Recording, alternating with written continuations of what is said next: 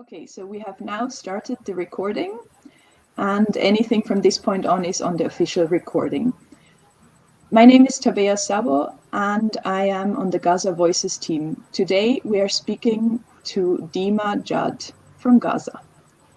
Deema, to start off, I would like to ask you a little bit about your life before the 7th of October, just for the listener to get an idea of how life was for you, how you spent your time, what the things were that occupied you and your mind before the war. So, my life before the war.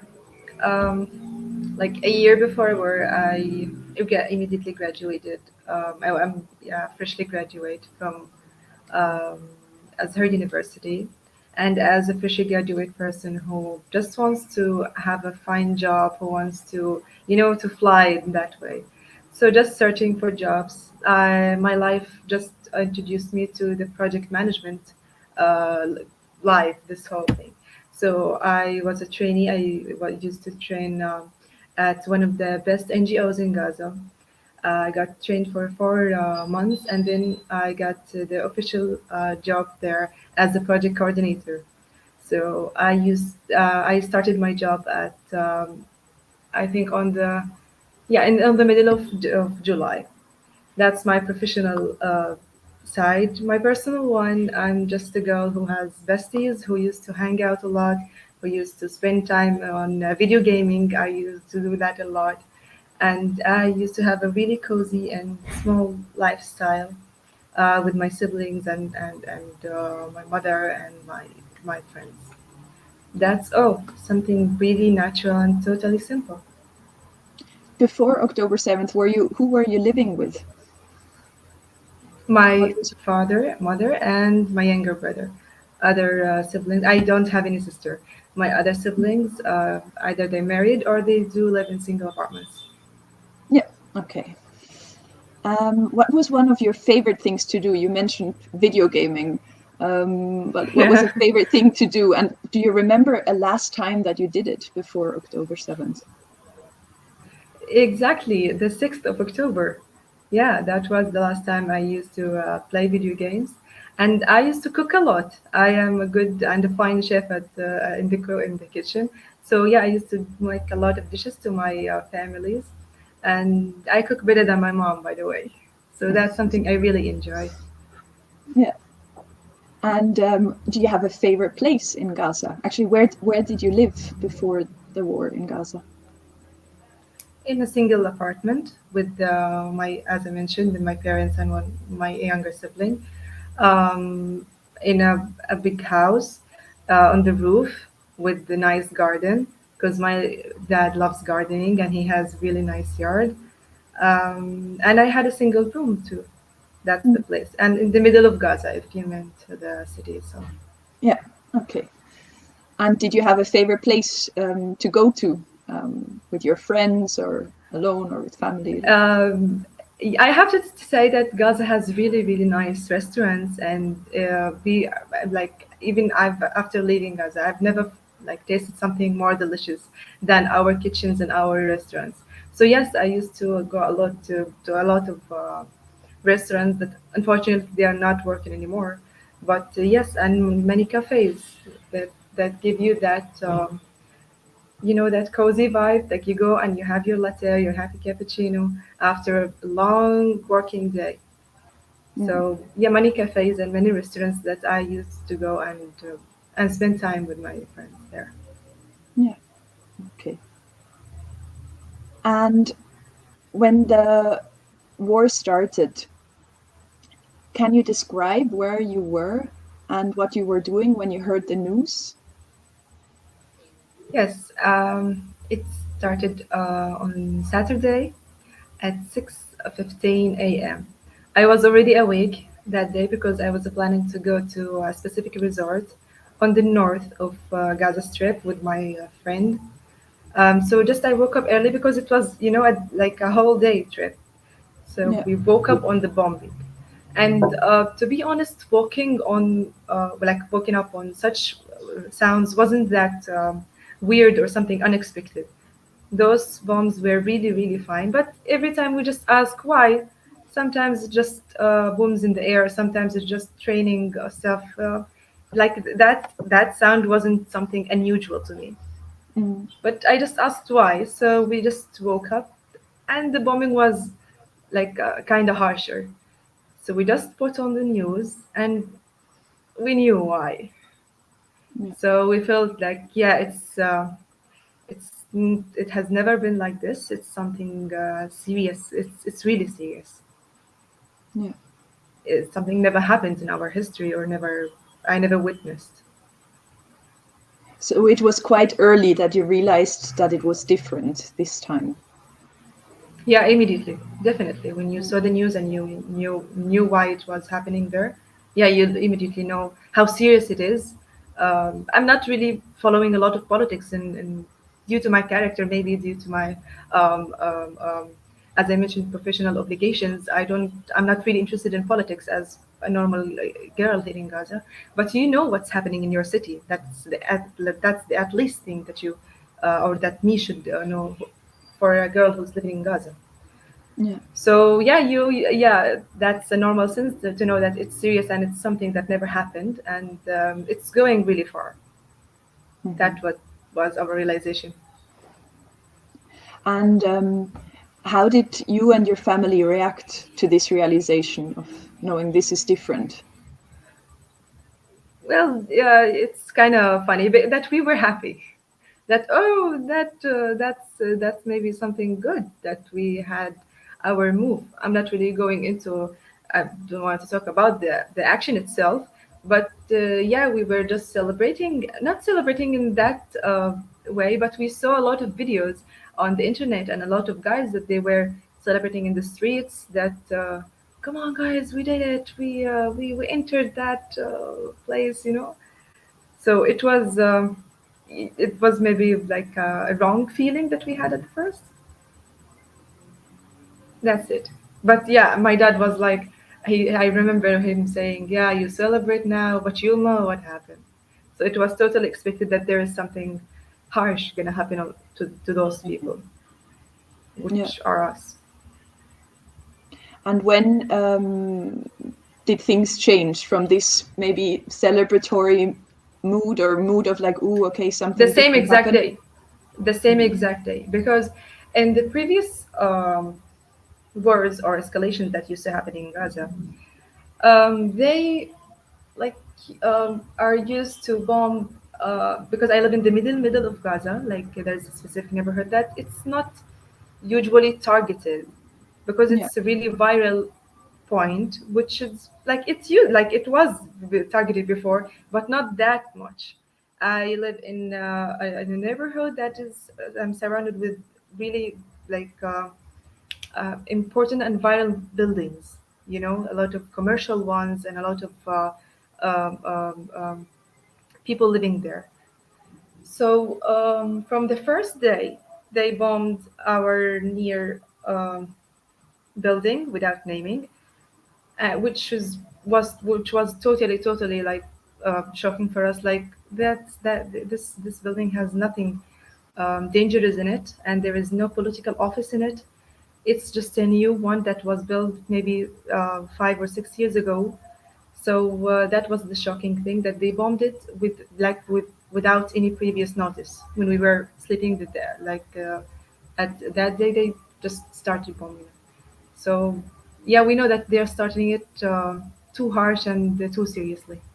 From that moment, we just knew that it's not gonna be like before. And how did you react to this realization? What did you choose to do, or what were the things that you were speaking about as a family? Um, Nothing. We were just opening the news, we watching what's happening around us, and even when the bombing house, like the bombing was repeatedly happening, we just come around each other in the safest place we think, which is aside a wall, and there is like a hallway in my house that we just go there, and we just sit on our knees and our heads are above our heads, sorry, our arms before above our heads, just to feel safe, even if it's that not that's the safest way to protect yourself. Just I hold my mother or I hold one of my brothers, and just to we just go and gather in that point in my home. Mm. Do you feel comfortable speaking about what you were thinking in those moments, if you remember?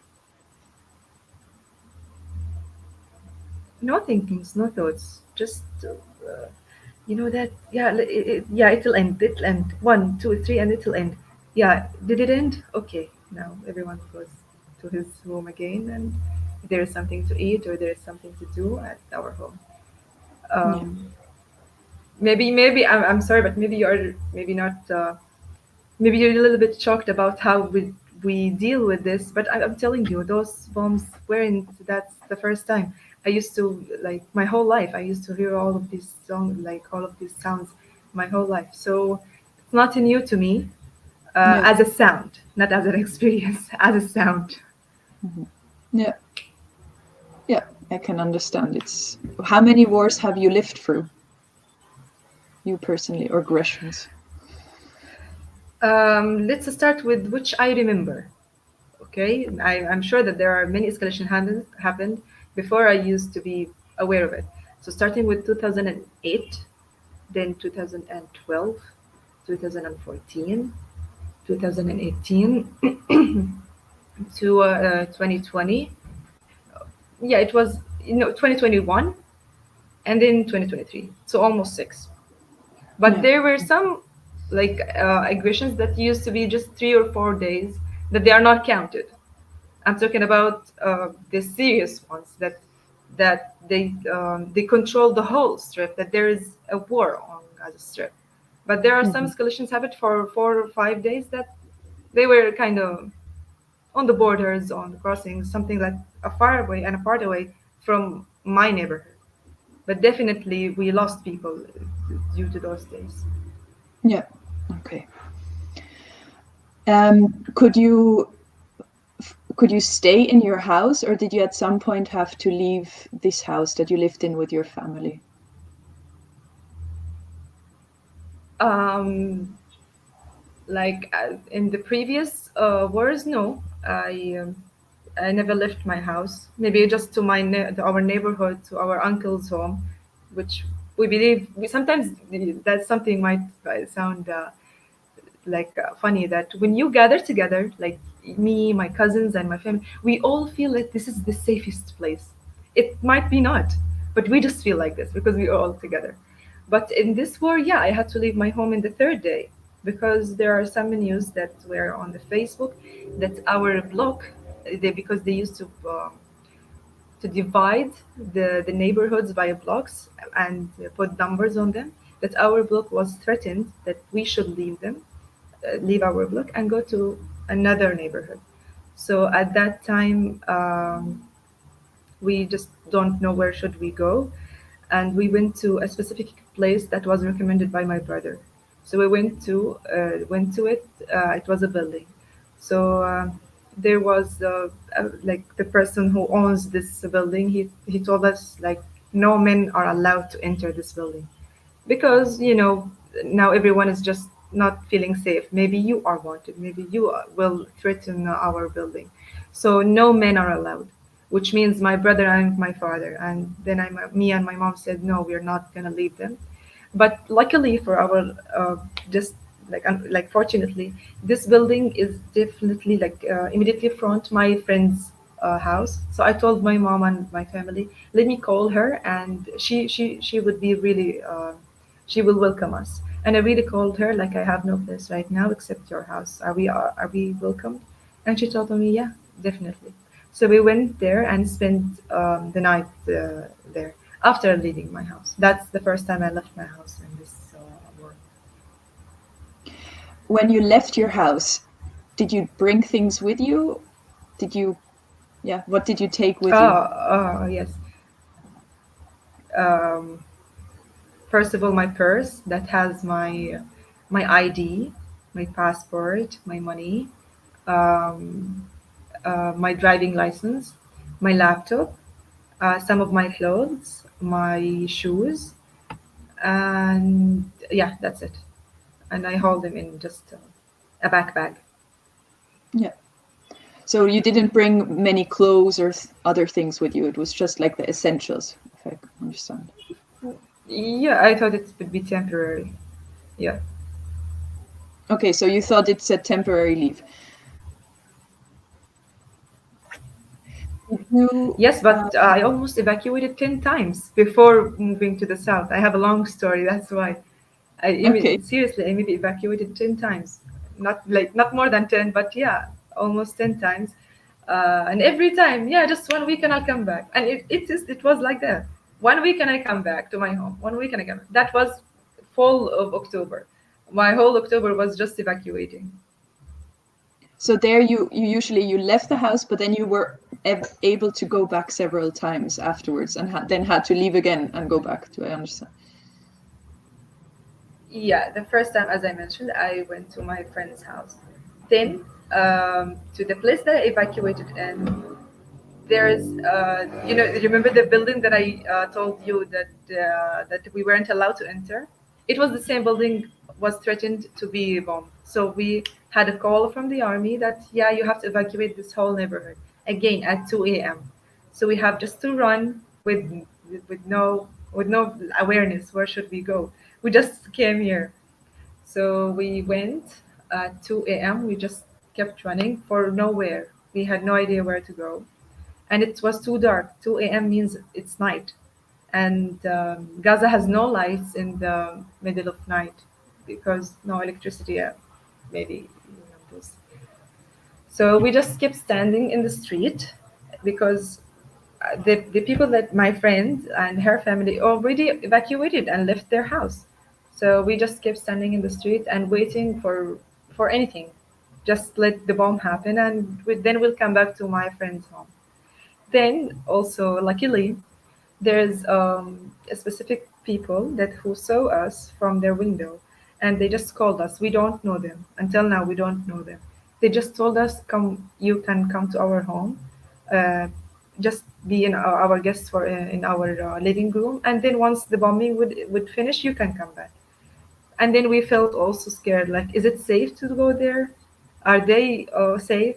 But we had no choice. We are just standing on the street at almost it was 2:30, and we had no choice other but well like but going there. So we went Um, there, and the bombing happened, and we stayed there from 3 a.m. to 7 a.m. Then we came back to my friend's home. That was maybe on the 4th of October. Yeah, as much as I remember. or the fourth day of the aggression, maybe, because it started 7th of October, I guess. I'm sorry, it was on the 10th. Yeah, 10th. Yes, yes, Okay, yeah. the 10th of October. And then how long did you I mean, end the up staying fourth with day. your friends? I'm sorry, how long did I? How long did you stay with your friend in the end? Like another half a day, Yeah. like almost another half a day, because yeah, we feel they just starting saying that this block is threatened one more time, so we had to leave it. So me and my friend, we left her house, and that evacuation night, unfortunately, I lost my purse that had my bank card and my ID and some of my money. Until now, I have no more bank card. So yeah, some losses should happen. So we left to a place that it was organized by my father's friend. So we went there, and he hosted us there for maybe a week. A place that he has that we just went and bought some vegetables and something to cook, and we stayed there for less than a week, I guess.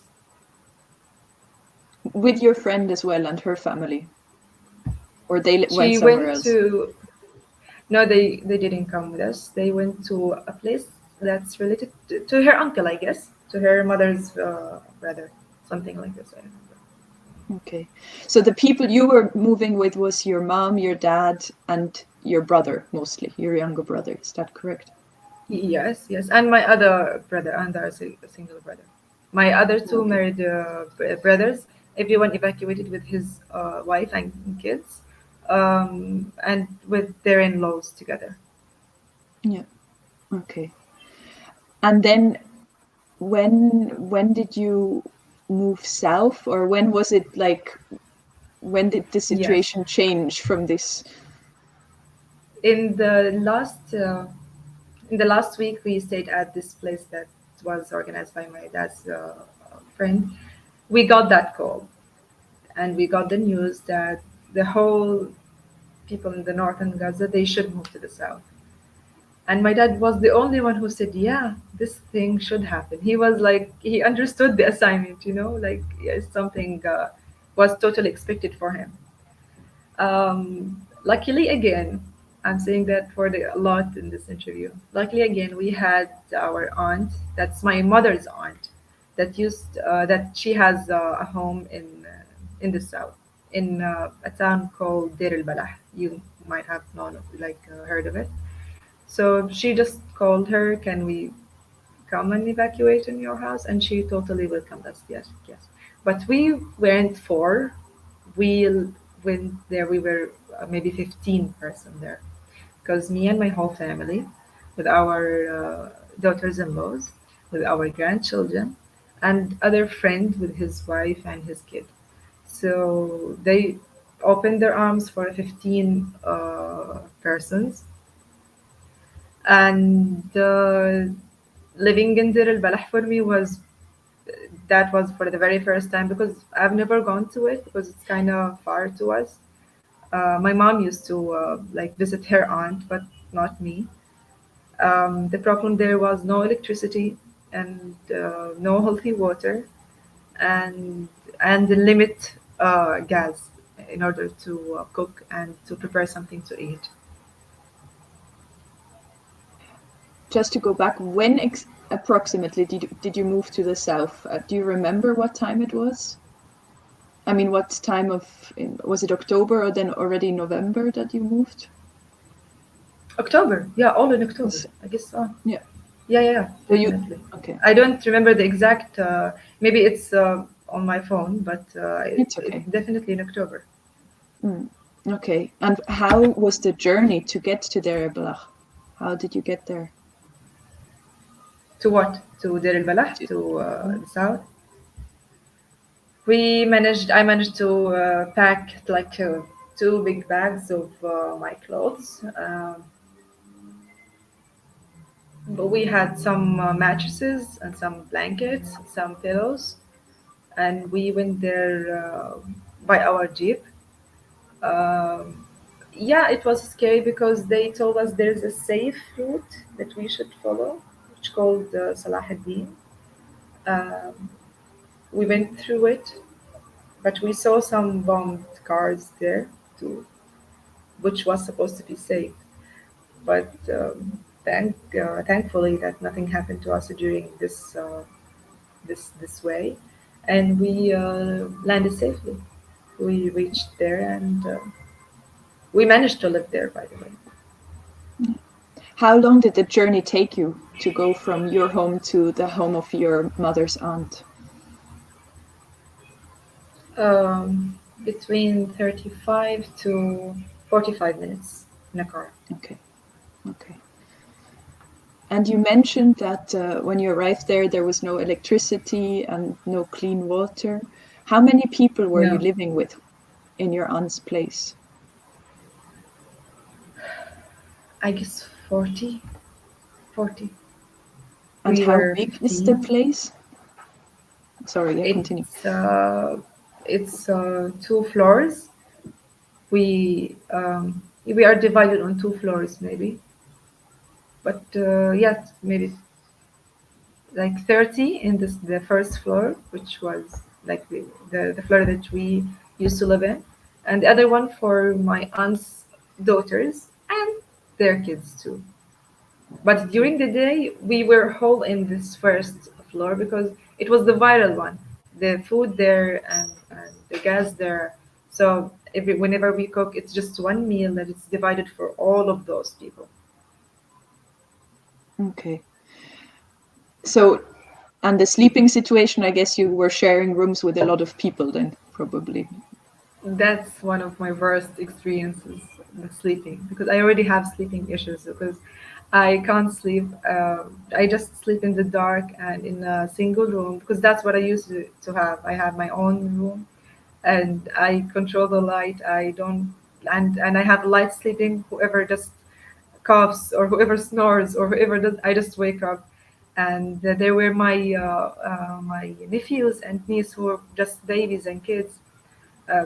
Babies, they wake up in the middle of the night and you have to say nothing. So yeah, I think we shared the room with I think 10 people or 7 or 8, something like this. I don't remember it exactly. I'm sorry, it was just months ago, but not less than 8 or 7. Okay. And how did you organize yourselves with food? You said everyone shared like one big meal together. Um, Yes, where so did the there food was come from?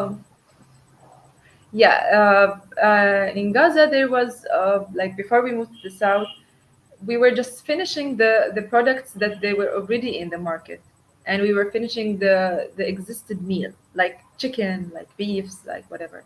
But when we moved to the south, it was there was a like a chicken problem or a protein problem. So we just cook like a big meal of rice with some vegetables like onions or pepper, maybe with some garlics, and we just cook them. We add our spices, like in a big. What do we call it? Um I'm not finding the English word of it. A Not the pot? A plate. big It's pot. like a pot. Maybe yes, the pot. Like a big pot of rice, and yeah, you just eat it. Sometimes we managed to buy some kebabs that they were in a far market that used to be repeatedly targeted.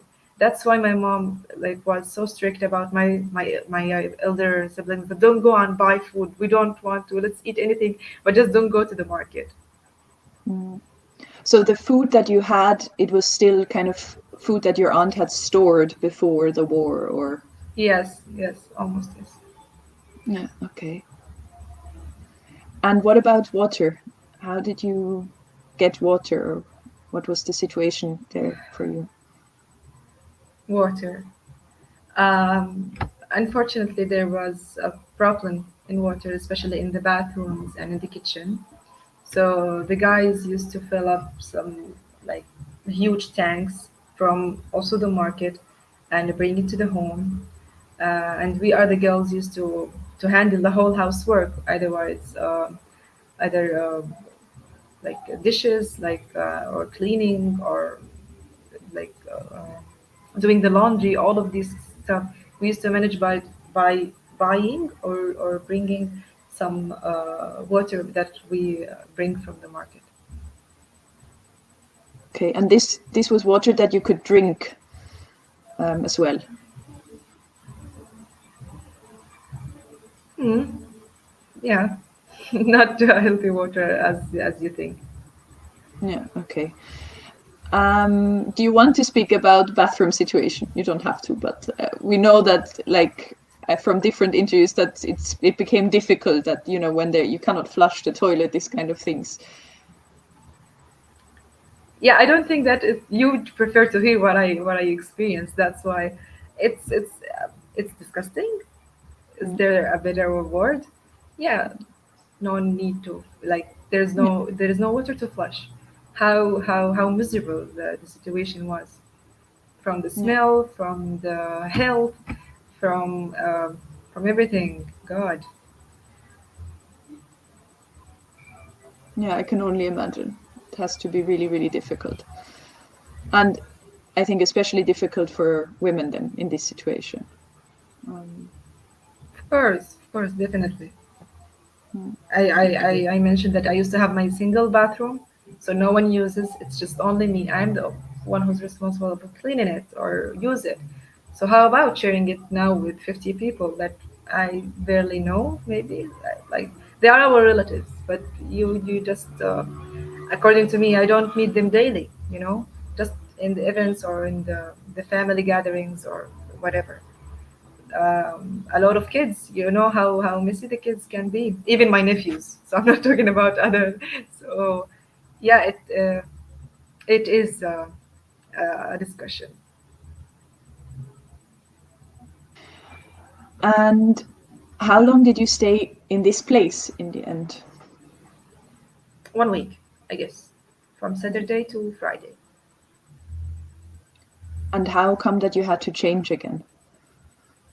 Because the owners of the house, they decided to evacuate already, because we heard some news that some of our neighbors, they started to be targeted. So they felt scared, and they wanted from us, like they wanted to inform us that they were already leaving, which is totally translated to we are leaving. I like you should find another place to live there. But also in that place in Deir Al-Balah, we heard really, really, really dangerous bombs that they were really close to us. It happened really a couple of times that we saved by God's miracle. I remember that time when I was praying, and I was just standing next to the window, and I was just standing and doing my prayers.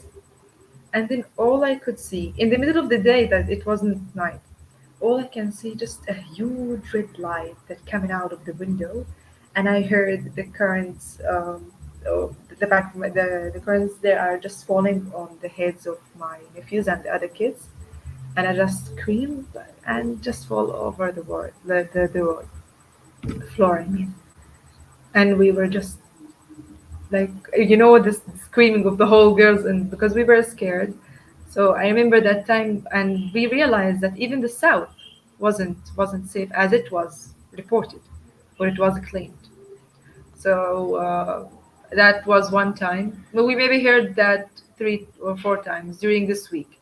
1 week we heard, and we survived 3 or 4 times. There was another time there was a bombing that it broke the internal glass in the house. That there was a door in the house that has it's like a walking door, that it has some glasses. So my mom was sitting like near to this door. She just wanted to go to talk to my father, and she just left this chair. Seriously, 1 minute after she left the chair, the whole glasses after the bomb, it was targeted this chair. And I was like, yeah, God is there. God is here. So this was So they were bombing a place just close by, and it was from the pressure, I assume. Or exactly, exactly. Yeah, the glass is so easy to be broken. but this was an inside the house door, not facing the outside, and still. Yeah, because the door was closed. That was the mistake that we made. That we used to open the whole windows, even if it was cold. You have to leave it open, because just to not cause pressure to it, to this window or to this door. Okay. So it was very lucky that your mom left in the right I moment. told you, I'm gonna say luckily a lot in this interview. Yes, definitely, all of us.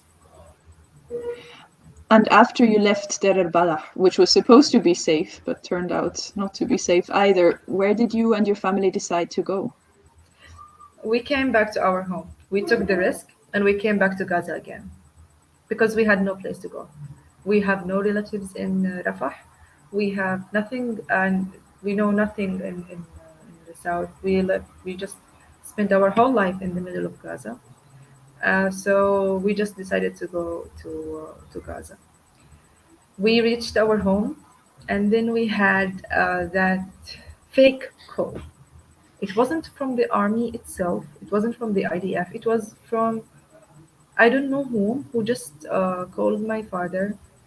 Hello, hi, are you 1, 2, 3? And he's like, yes. Who are you? Yeah, you have to leave this house. And my dad asked why, and he told him because your house is threatened. And he was like, do you know who I am? My father just wants to make sure, because um we are the Gazans are prepared, and trained how to ask the army who calls you in order to know if it's a fake or an actual call. So, do you know who I am? He told me, yeah, we know who you are. Your full name is, and he said, okay, do you know who I am from? And he told him, yeah, you are from the north. So he gave a wrong information about my dad because my dad is from the middle of Gaza. And he said, like, we know you, just go and leave your house. Go and leave your building, but our center. So my dad told us, yeah, let's move. But my dad was sure that it's not gonna bomb our house because this is a fake call. And I just asked him, how did you know that this is a fake call? He told me this uh, practiced dialogue that you have to make when you receive a call from the army. So we went to a house uh, to my brother's friend. We went there and we spent another 4 or 5 days there in the middle of Gaza too. It was just in the next neighborhood. After this call, you left then? I mean, yeah, you just in case. Yeah. Yeah. Okay. And then did you go back after, or how was the situation there? The situation was like harsh for another time. Bombings didn't stop in the night, in the day, without any notice. That's the problem. That you just you hear the bombing and you panic. Uh, you have your heart attack, but with now without any notice. And there were no notices in this war. Seriously. Um, then we spent other 4 or 5 days. Then we decided to come back to our home. Then my mom said, like, whatever is gonna happen, I'm not gonna leave my home again. Whatever is gonna happen, if I wanna die, if I must die, I must die in my home. And I totally agreed with her. I don't want to evacuate anymore. It was just tiring 3 weeks that I just told you about. It wasn't easy for me, and there's no place can make you feel more safe than your house and your room, even even if it's dangerous there. But you just that those walls would protect you at any cost. I have this feeling. So I told my dad and everyone just we're not living there anymore. Then we stayed for another 3 or 2 weeks in Gaza, in my home. Those we could say the worst 3 weeks in my life and the best ones too. I would say this because I discovered myself again, and I've never heard such noises and bombs and screams and such experiences that I lived during those 3 weeks. Um, you know how to live your life, and you have to act fine because you are in pain, but you cannot go to your brother and just open your heart to him because he's living the same pain, and your dad is living the same pain, and your mother is living the same pain. So we all understand each other, but no one can afford, or no one can listen to the other. Like, we are all in the same situation. So me, look at us, my father and my other uncles, we live in the same building. Everyone is in a floor. So whenever we hear that there are some news that there is an upcoming bombing, or there is something happening around us, we just go to the basement. We spend the nights in the basement, just feeling that it might be safer. Um, and us Palestinian girls, we love to live our time. So it was just an opportunity of gatherings to me and my cousins, and we just spend the night just talking and chatting and even playing sometimes. Uh, we managed to live during and under those situations. How do you how do you think you were psychologically in this time? Like, what were your feelings, your thoughts? Do you remember? Can you? I think that I remember myself in that specific night. We were just watching the news, and our building was in the middle of this block or in this neighborhood, and there were specific bombs around the building that you can see in the news itself. So like an airstrike after one, an airstrike after one, no, non-stop, non-stop, non-stop, for at least 5 or 6 hours at night. Non-stop means that you can't sleep, you can't think, and you have just to stay still, holding your blanket, and you're doing nothing. Even if I want to read a book because I want to pass time, I can't focus. If I want to watch a movie, it's not its time. If I want to chat, the internet has a problem. If I want to do whatever, you have no energy to do anything. You just keep saying your, just just staying still, nothing to do, nothing to say, nothing to do, just like this. So I remember that night that I wasn't able to sleep, not because I was awake, it was because I'm afraid, and I had no place, not no physical place. I mean, I had no emotional place to go in order to tell and express how I feel. I'm really scared. The bombs and the sounds were getting harsher to my heart, and I thought that I'm stronger than this. But I sometimes I felt, no, Dima, you're still a baby. That's a lot of things I used to say to myself. I thought that I am more like I'm stronger than this, but no one was strong, and no one should be ashamed of crying in the front of others. Whoever wants to cry, whoever wants to scream, whoever wants to do it, please let them do this.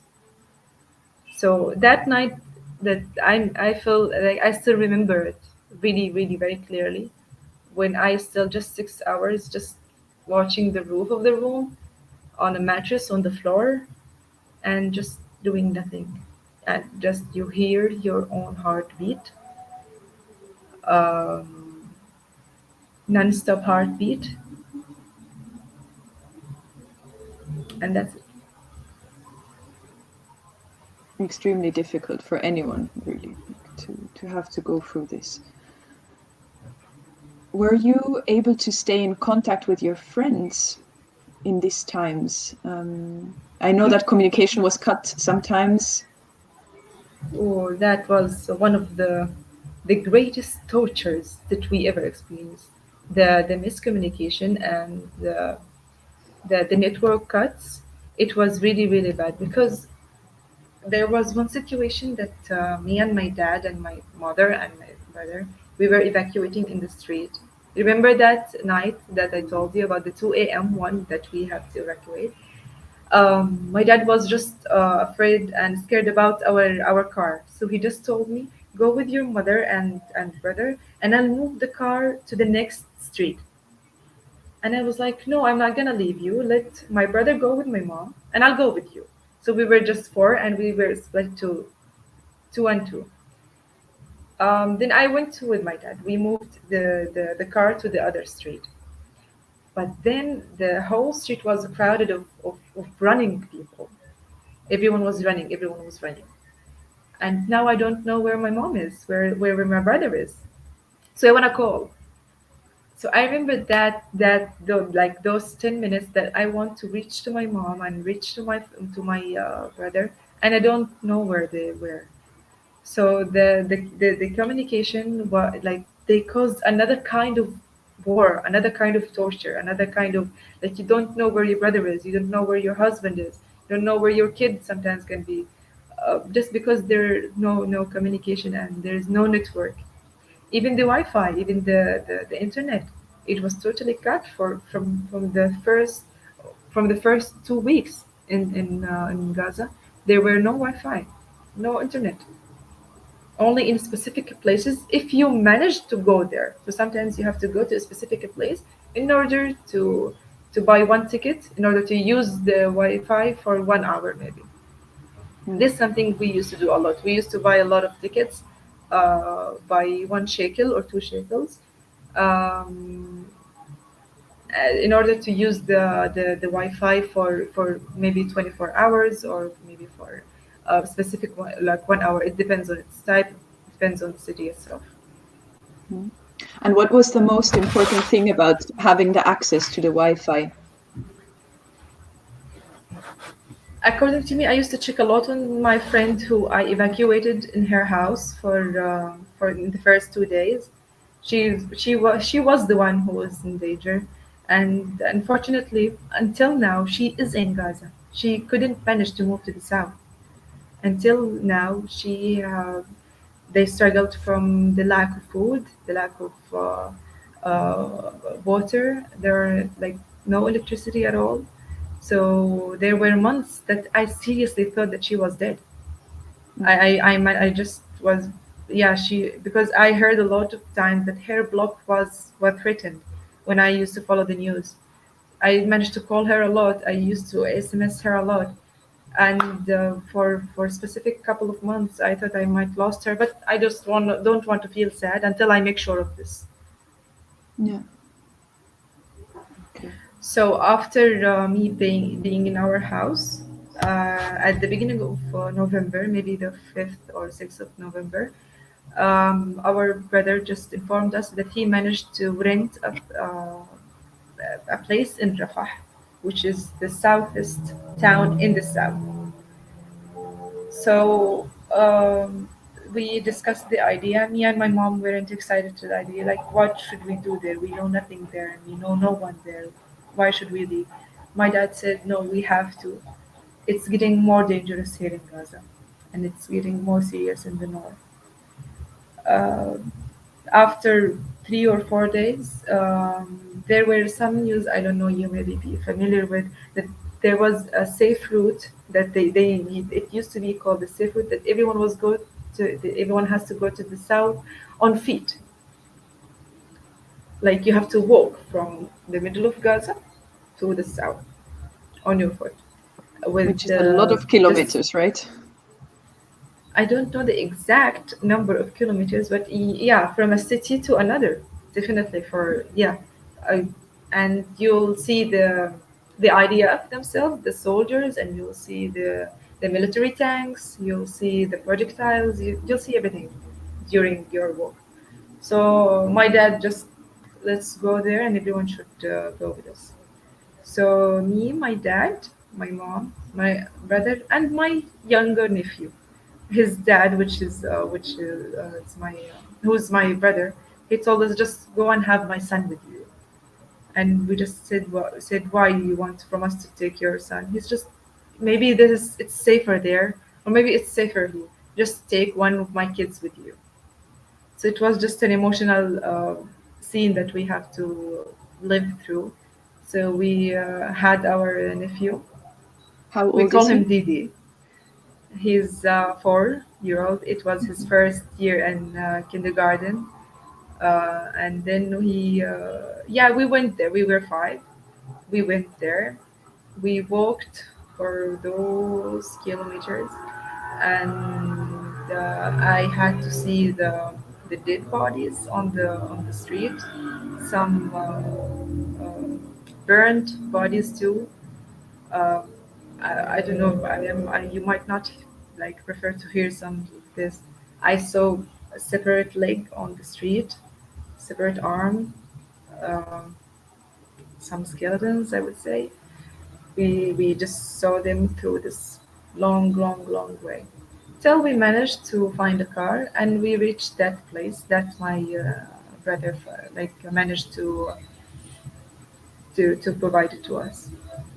So we went there. Then my other family members, they managed to come the same way with each other, but the next day, like my uncle and his whole family, and my other uh, siblings, they managed to come, but in a different. So we were just the experimental mouse. How do you say? We just experienced this, and we just told them, you have to do whatever it takes to reach there. So yes, So we had that place, the new place that we was in Rafah. Uh, the can I whole just extended ask one more family, question of course. about the evacuation? So just to understand, um, Didi, you said your nephew who's 4 years old, his your brother he has several children, He has two or kids. he's One is a baby, yeah, and he was maybe just he was born in not in the previous March, March in 2023. So in November he was maybe five months. So he was just a baby. But his elder brother, his name is Didi, yeah, he was 4 years old. Okay, and your brother decided to stay with the younger baby and send Didi with you guys in case that one of you survives, Mm. so that at least one child survives. Do I understand that correctly? He used to do this a lot, like during our evacuation journey. He just, please take one of my kids with you.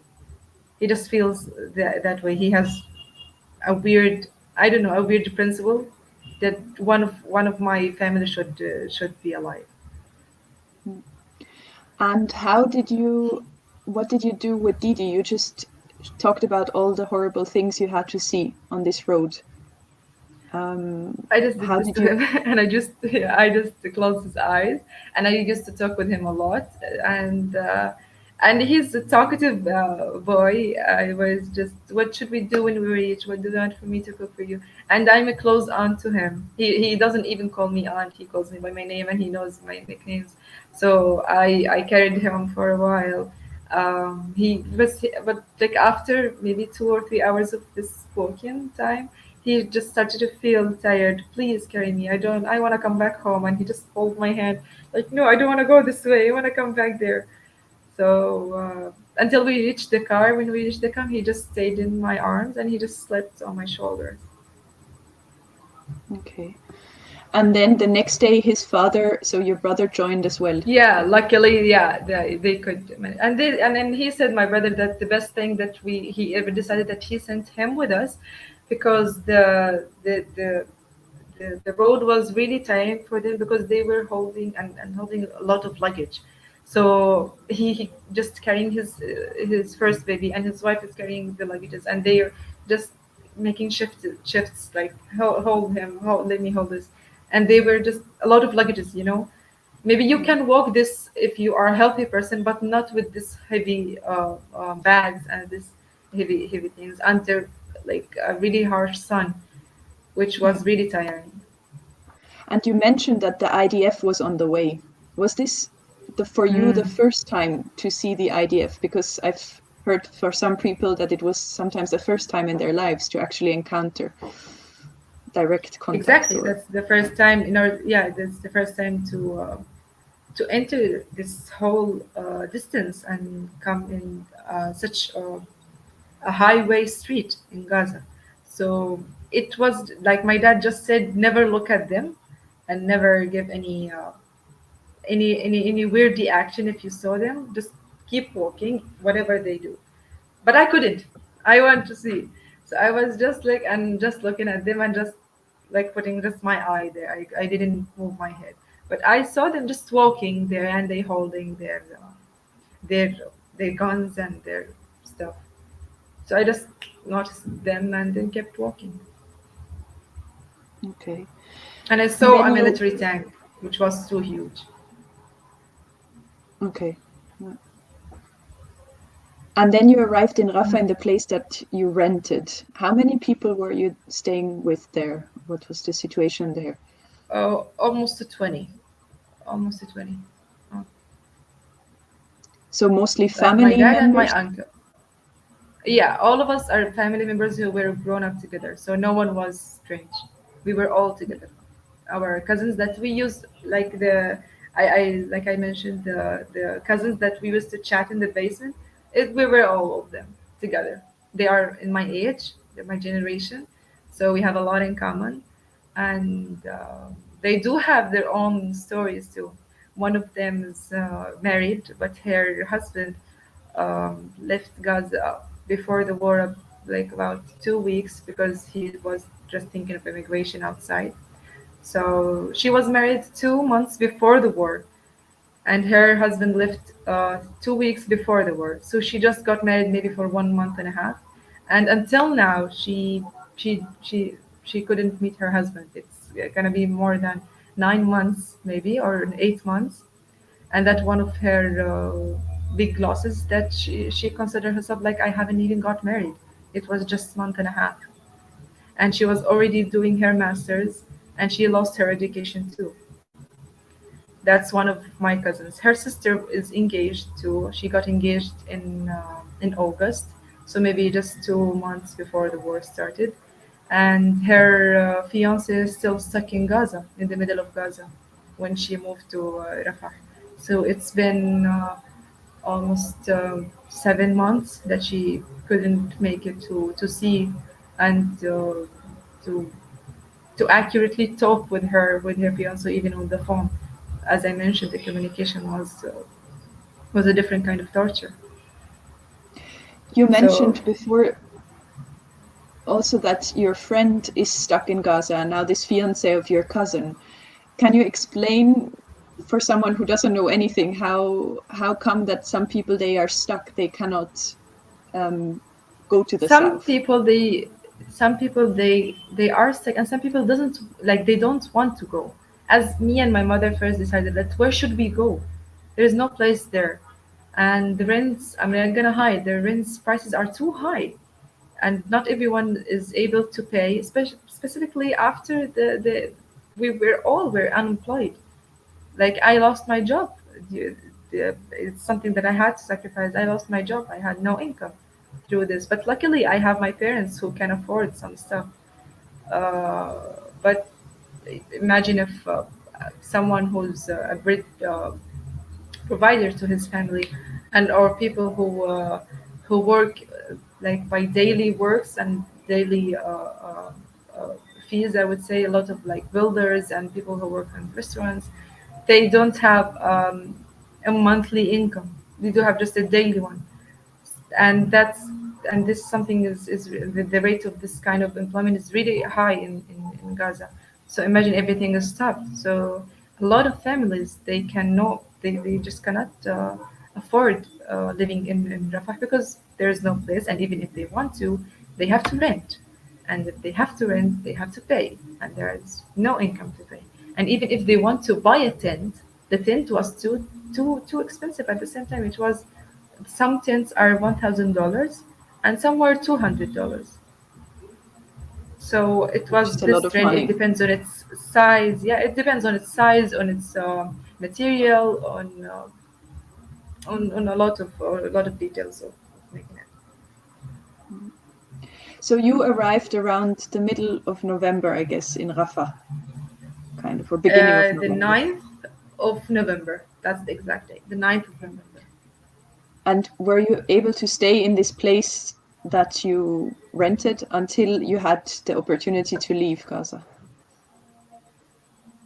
I stayed in this place until the 12th of February, because the owner of this place uh, just decided to higher the price, and he just said that I don't want to rent individuals like normal families. He just want to give it to organizations, international organizations, INGOs, like the ICRC and the U and everything. So he asked for a lot of money, and he even not about the money. He just don't want to rent it to people anymore, to normal families.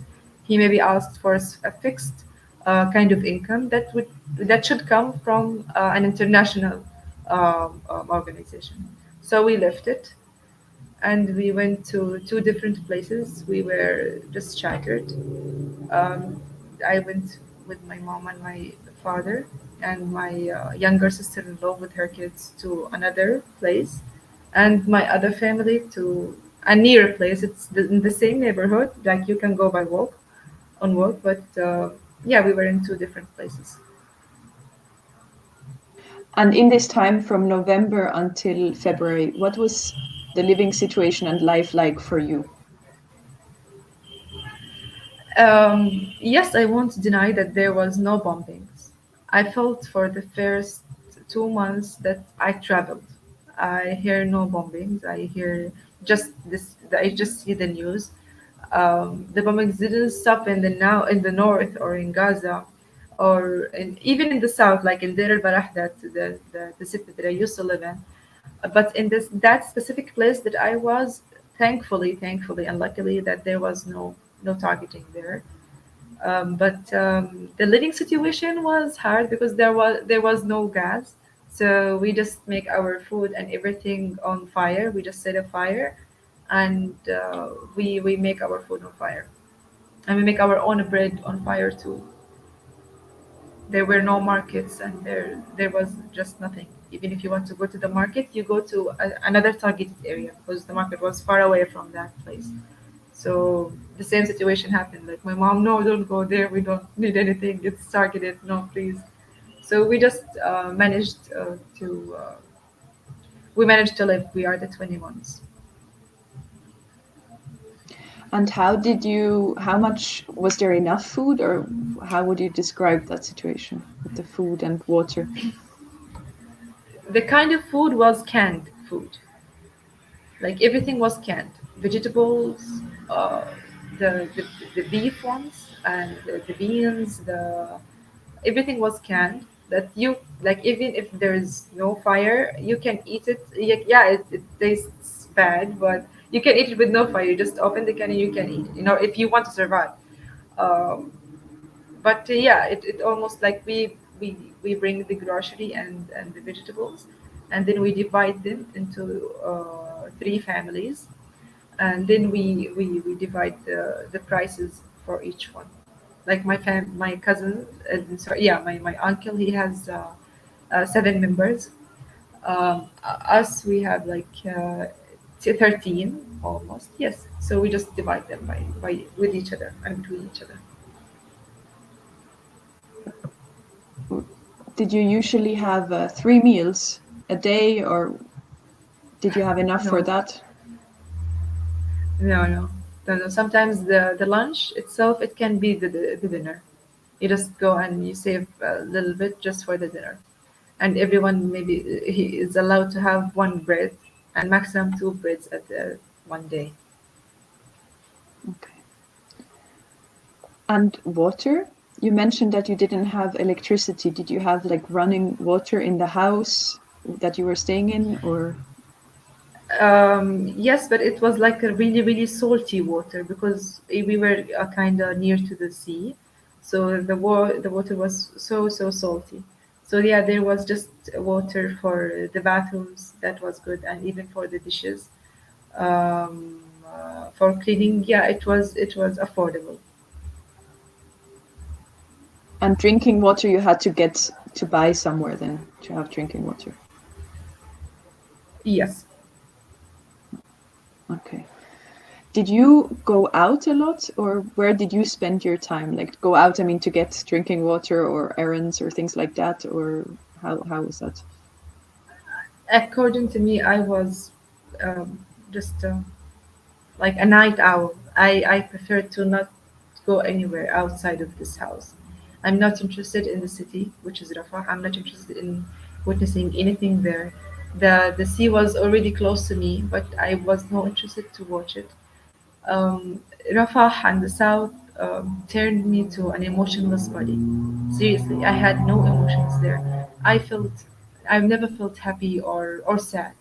I've never felt guilty or even missing. I have no feelings. I had no feelings there. Yes, yes, I had no feelings there. My birthday came on the 23rd of November. I turned 23, the 23rd of November 2023.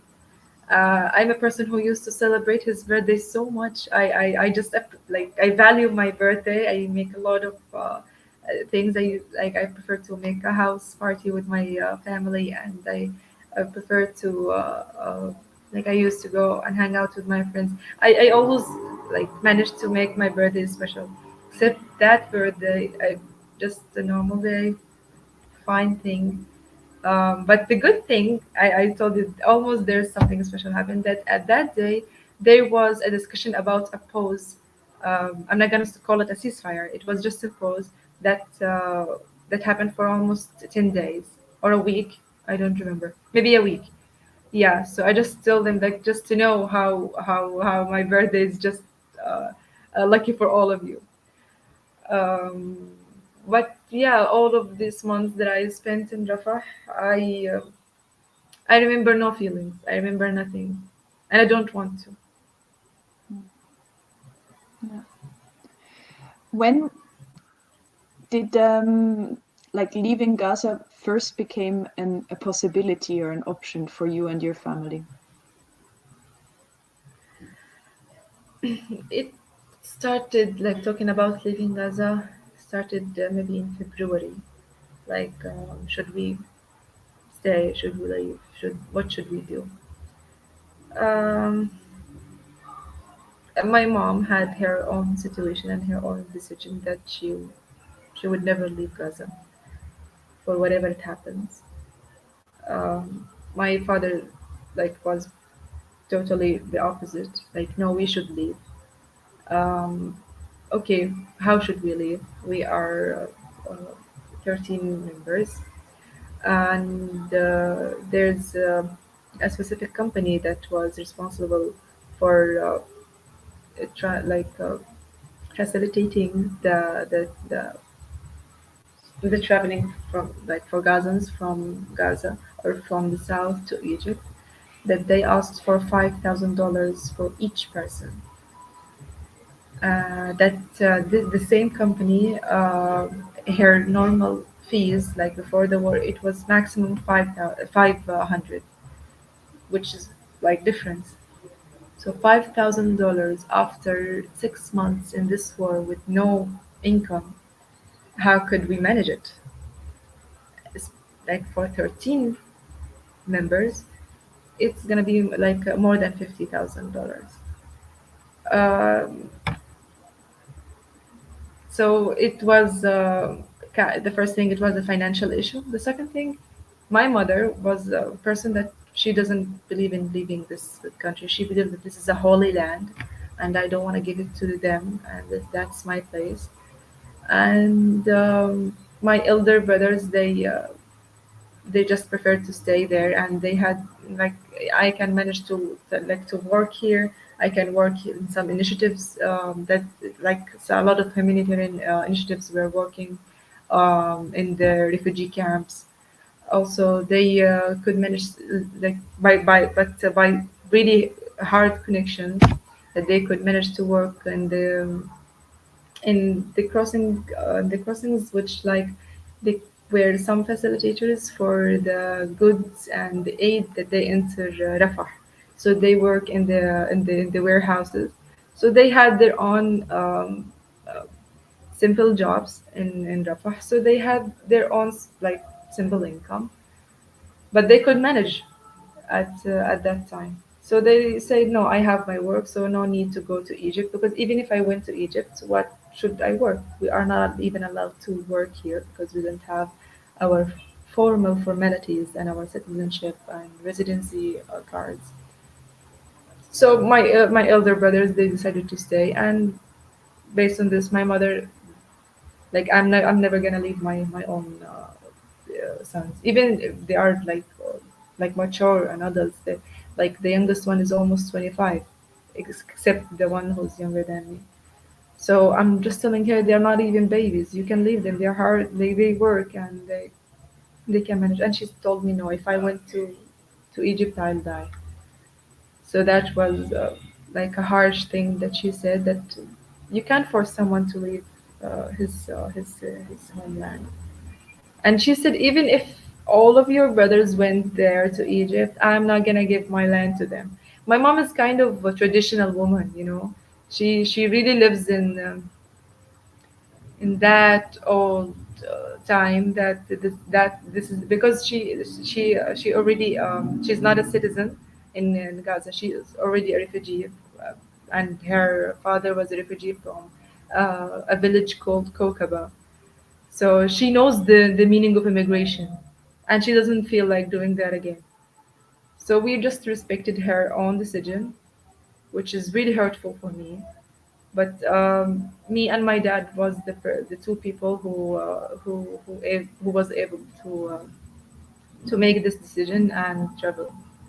And we made this financial thing by my brother, who managed to he had his own savings from his work, and he was ready to give them to us, about $10,000, me and my dad. Do you remember how did you get to know that you will be able to leave? Was it, I remember we were writing in that time already, and you were saying maybe in 3, maybe in 4 days, within this next week. How was it in the end, this situation? How short notice did you have? So it's the company that you go and you pay and you just register your names. That my brother already did that. So you just wait a month, and during this month they post a daily list for at least 300 names from people who pay those like register fees in order to travel. So you just keep following the list and check your name, but you already expect because you know that it's gonna be a month. So and you just uh, take away the holidays, the off days from the the company itself. So we registered on the 17th of what of, April? No, sorry, the 17th of March, and then we traveled on the 14th of April. Yes, so it's almost a month. And I remember I told my dad we are traveling on Saturday on Sunday, and maximum it's gonna be on Monday. And he told me no, it's gonna be still for Wednesday, and it was already on the 14th, like on Sunday. I remember And did you learn that you can leave like in the Saturday. morning of the 14th, or did you learn it like the day I have before? Did you nothing have to time to pack. I prepare? had just one. I have nothing to pack already. The same bag I came from Gaza. It's still the same bag that I moved to Rafah. I just managed to buy maybe one pajama, and I stolen my brother's hoodie. I just had it and wore it, and yeah, nothing. I have just maybe two blouses and one pant, one pair of pants, yeah, and with the same shoe that I had. So just small bag. And my elder brother, he gave me his laptop that I'm already talking with you about it. He told me just go and have it. You might need it because I lost my laptop during the evacuation. And how did you feel in these last moments in Gaza, where I assume you had to say goodbye to your mom, to your brothers, to Didi? As I mentioned, yeah, as I mentioned, I was an emotionless body in Rafah, except that day for sure. Once I read my name in the list, I felt that's the ugliest name in the world. Like I don't want to read my name in this list, even if it's a good sign to travel, maybe to live some good days. But I haven't felt that my name is just. I don't want to look at my name in this list. I just went to my mom and I kept crying in her hands and in her arms. I don't want to leave you. You have to come with me. And she's, you know, yeah, I'll catch you later. And you have to take care of yourself and you have to take care of your dad. Please be safe. Don't do anything that will make you and put you in danger. And I don't like the goodbye moments, but I had to with them. But even if like there's except like let's assume there is no war, there's no aggression, there's nothing, and I applied for a scholarship, and I wanted to travel for 1 year, that I'll be apart from my family, from my mom and mother and everyone. I think I'll go through the same process, just saying goodbye to everyone, and maybe I'll cry, but not that way. I feel that I'm forced to leave. I feel that maybe this be our last goodbye, and maybe I won't be able to see you again. And when should I see you again if you decided that you don't want to come back to come to Egypt, and I'm not even allowed to come back to Gaza? So I knew it. It's gonna be long. It's gonna be a long time. Maybe it's gonna be more than 6 months. It could be reached for a year. Another person who's too attached to his parents, because I don't have any sisters.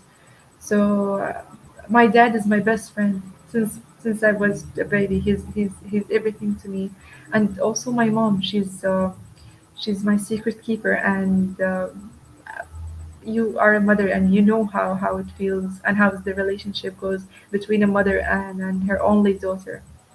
um, it's just that feeling that this goodbye will be long. This our next meeting won't be soon. That's why I cried, not because I'm leaving her. I knew that my whole siblings will be with her. I was crying because I know I'm not gonna see her in a soon time.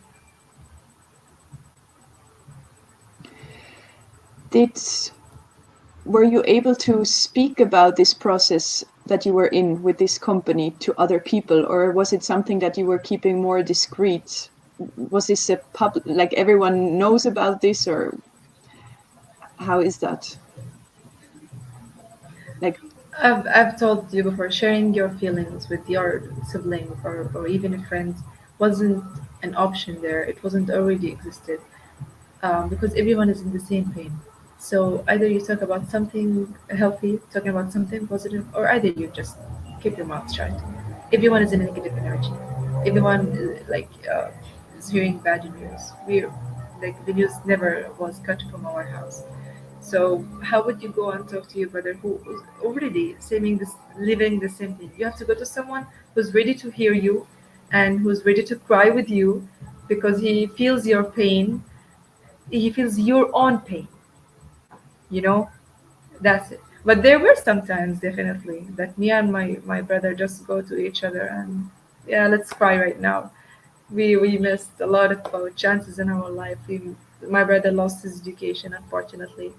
He's supposed to be a graduate this time. You know, so expressing feelings wasn't that.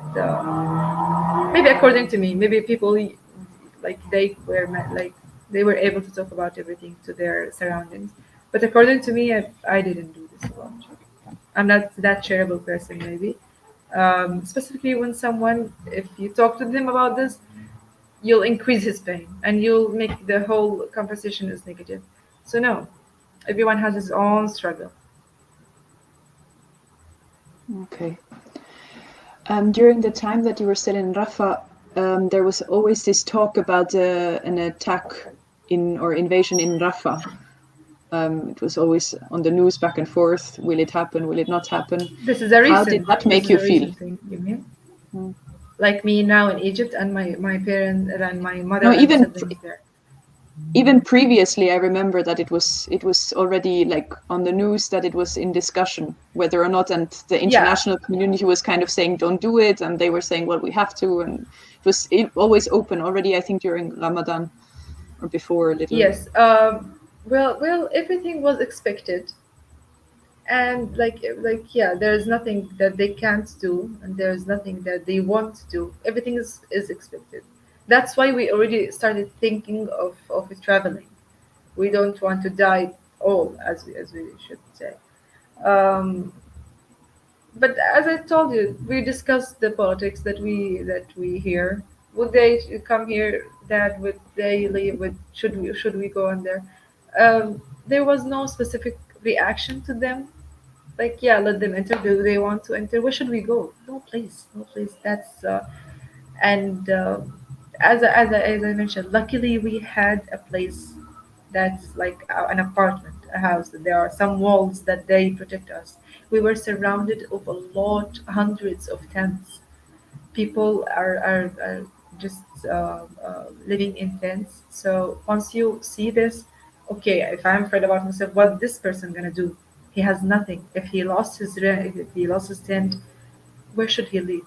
So sometimes when you feel that your pain is mutual on thousands, on hundreds of thousands, on millions, you don't feel it's a disaster, by the way, because whatever is gonna happen to me, it's gonna happen to the whole people. I'm not that special. I'm not that important. So let's wait and see, because you can't change anything.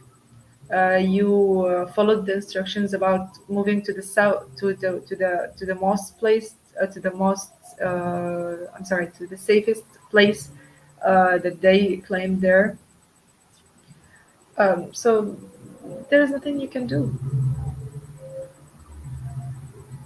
How was Ramadan for you in this time? Ramadan. Well, I have a perfect mother who forced us to live the vibes. She's the one who used to make a lot of things out of nothing. You know how? She used to make different kind of salads from two or three vegetables. She makes. I remember that the chicken and the meat used to enter Rafah, but with higher prices. Sorry. So she just, yeah, let's bring something to your dad. Your dad needs some protein because she cares and take cares a lot of my dad.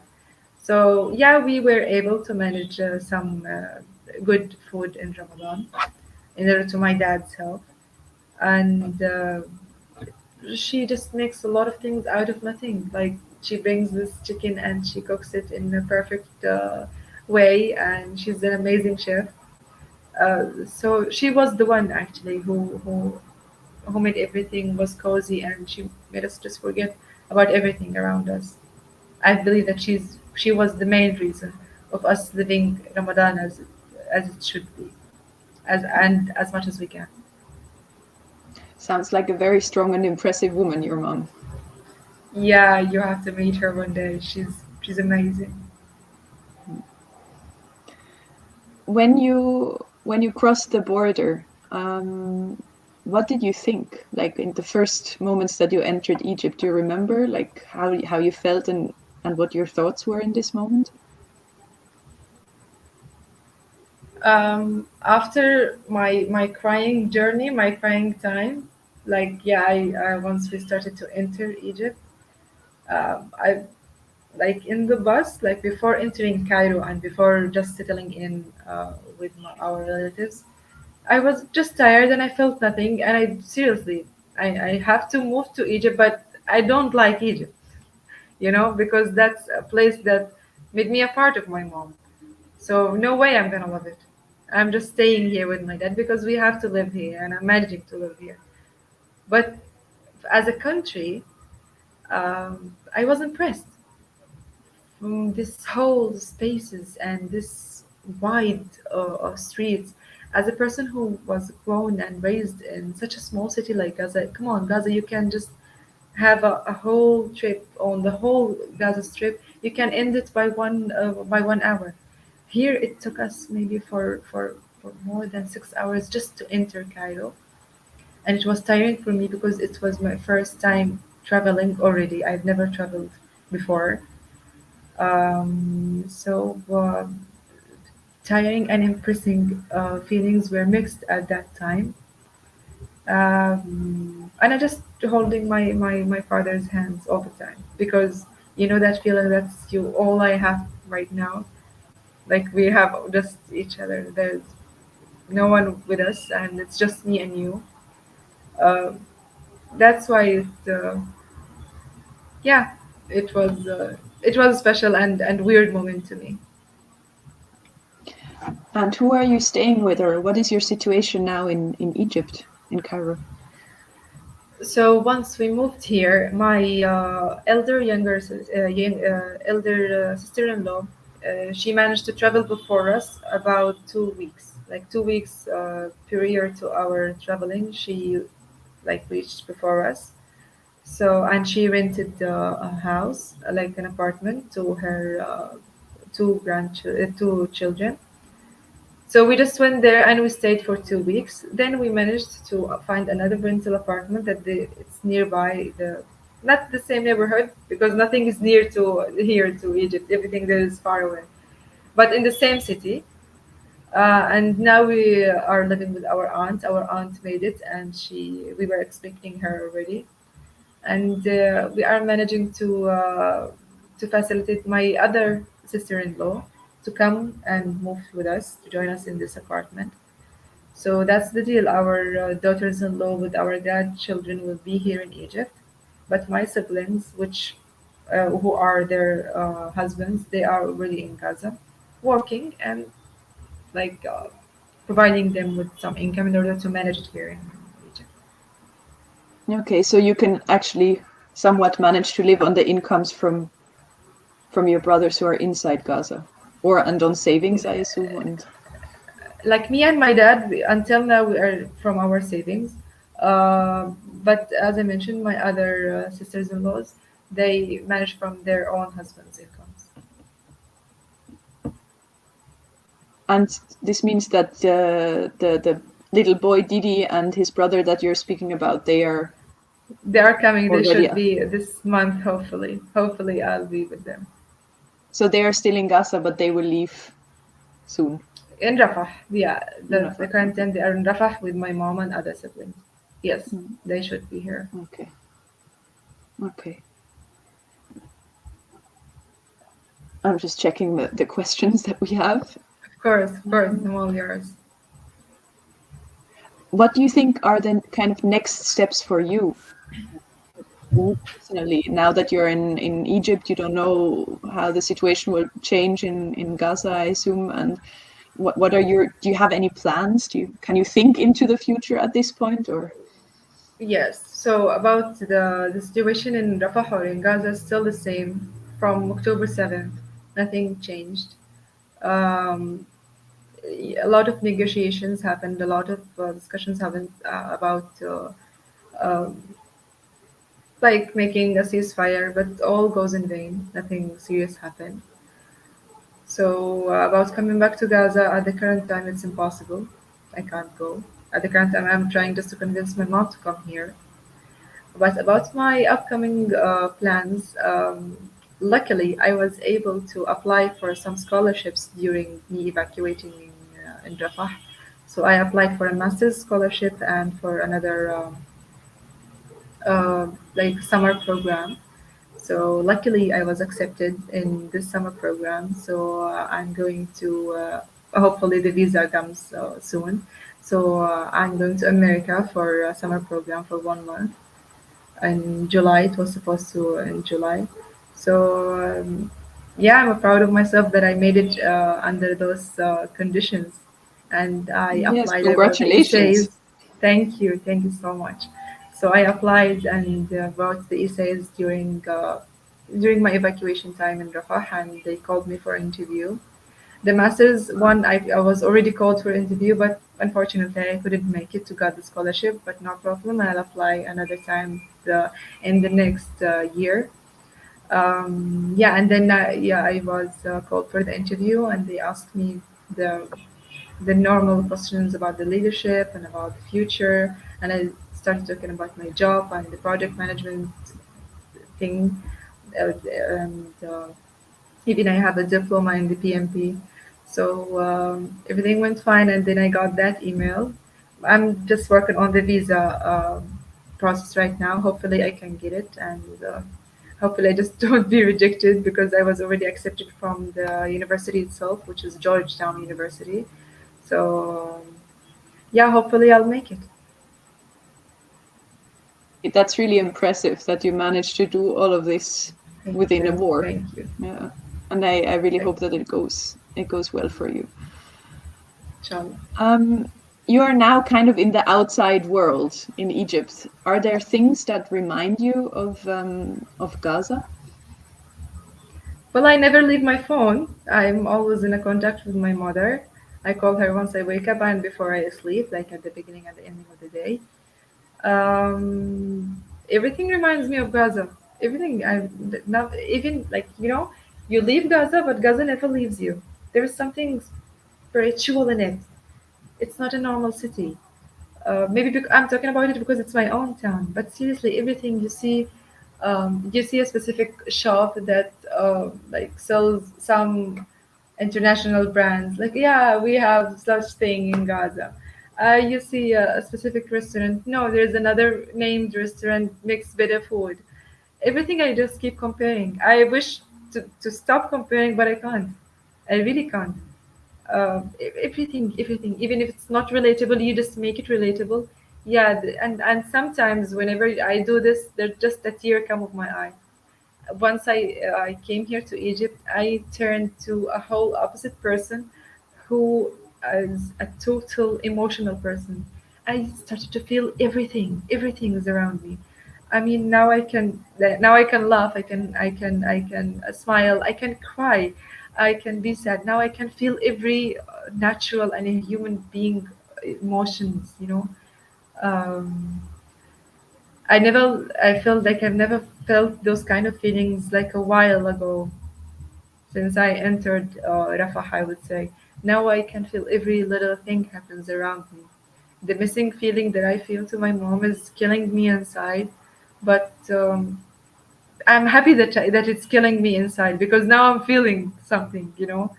This I feel like this is an achievement for me, and this kind of feeling it's as I told you, inside killing, and it's a torture, but um, it just pushes me go and talk to her. Let's do something today. I just turned it to a motivation to me in order to make anything useful in my day. Mm. You mentioned that you didn't have any feelings back in Gaza, that you were kind of emotionless. Do you have an idea, an explanation for yourself why you were like this in this time when you were in Rafah? Uh, because maybe I don't know if I took the decision to feel nothing, but I felt it was just a grace from God. Go, Dima, feel free. No feelings until you live a good life. So it was something useful and good, seriously. Sometimes being emotionless and not feeling anything is something good in order to survive, in order to live your own life. I remember the day that I heard about my aunt and um, her two sons, like her daughter and son and her own grandchildren, who were bombed and killed in the same building where they evacuating in. I like received the news and I was like, it was in Ramadan already. I didn't cry. Nothing happened inside me. I just felt sorry for my dad and I just went to him and just to make everything easy to him. But I seriously felt nothing. I'm not gonna hide this. I don't know if it's right or if it's wrong. Nothing right and nothing wrong. I mean, my aunt and her own two sons and her own grandchildren. I'm talking about a whole family were killed. Um, I don't know what I felt. Everything was with no sense. Doesn't make any sense. I don't know if this thing is understandable, but seriously, we just try to make my father feels fine because it was his own sister and their own nephews and niece and other grandchildren. But I'm talking about myself. I felt nothing. Mm. Yeah. It sounds like you, I mean, this loss and all of the experience is so beyond anything that a human can deal with, right? So I think the, It's too much. Maybe if it once happened in 1 month, but you just are loading the pressure and you're loading the sadness, you're loading everything, and you're keeping them for another day, like like you keep delaying your own sadness, you delay your own tears. But until now, there's no specific date that I can just fall on my knees and just cry to God. Until now, I haven't had this feeling, even if I left Gaza and I left my town. Now the kind of emotions that I have is just me missing my family. um, that's my most controller thing that controls me wherever I go. And also my town and my room, specifically my room. I really miss it. It used to be my own cozy time, and I had really nice room. That's why. do you know if your home is still standing? If it still exists or? It's still standing, thankfully. But let me give you this image. If Because I live in a building in a whole center called Jad Center. Um, it's it's like if there is a dinosaur came to this building and just like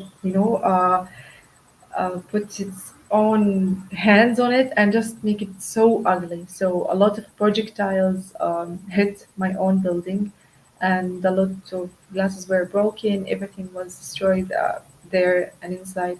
Even there were some people who robbed our home house, and they stole the whole food. Actually, we had no problem with this. People had to survive, so it's fine if they took the food only.